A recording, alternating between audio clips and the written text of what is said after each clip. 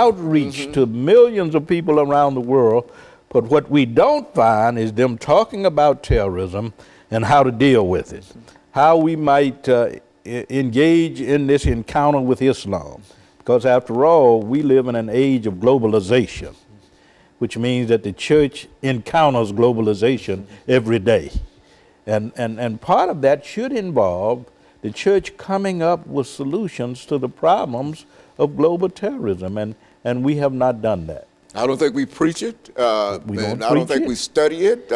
You know, it's as if it's something that's happening somewhere else, and it has very little to do with Christianity or with the God that we serve. That's right, and it's coming to our shores. We know that in the future, ISIS has plans for attacks on America.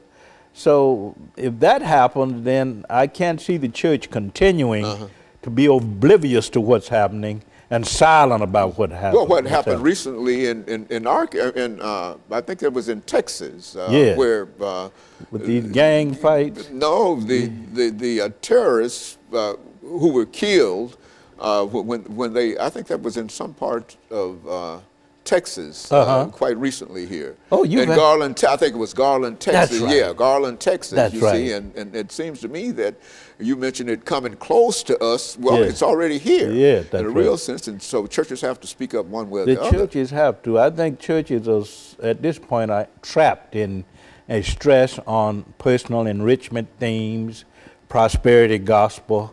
This is particularly true of mega churches, and they have the resources to say, look, we can impact the dialogue as it relates to global terrorism. And we can also impact strategies for dealing with global terrorism. But as we've said, that has not happened up to this point. But it will have to happen in the future. Otherwise, the Christianity will become more and more irrelevant.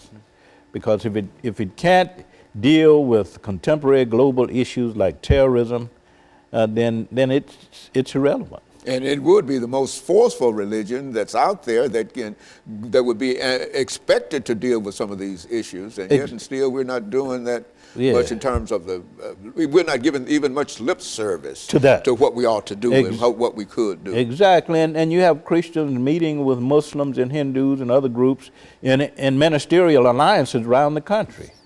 So there's power there. There are resources there.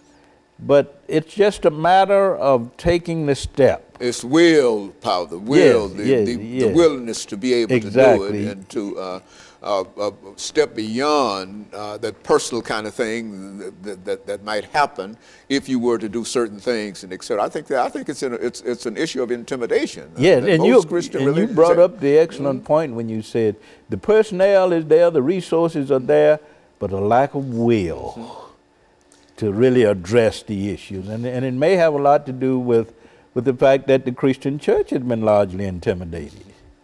And many Christians around the world fear. And they're right in the middle of all of this. Exactly. When you look at what goes on in Kenya, where there are a large number of Catholics in Kenya. And a lot of Christians were killed in that massacre at the university there earlier this year.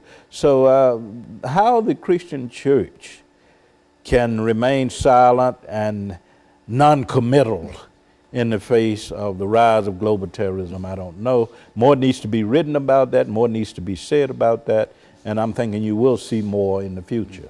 And let me thank you, Dr. Baldwin, over the last minute that we have for bringing by that information, because I think that the information that you've laid out this morning sort of lays a foundation for a good understanding in terms of what the Christian church might do. You see, we talk about the local churches, but all of these local churches, as you've mentioned, have national affiliates and international affiliates, and so it's a matter of them touching buttons in reference to. But there's got to be a doctrine, there's got to be a will, and there's got to be somebody to direct that. And a transformed understanding of what missionary service means. It means not only spreading the faith, but spreading the gospel of peace. And that's important when you encounter groups like ISIS and Boko Haram and the Taliban and other groups. And that's how we defeat global terrorism. Exactly. And let me thank you, Dr. Baldwin, for bringing by that excellent information. And let me encourage our audience to tune in again next week for another informative edition of Comments. Thank you and good morning.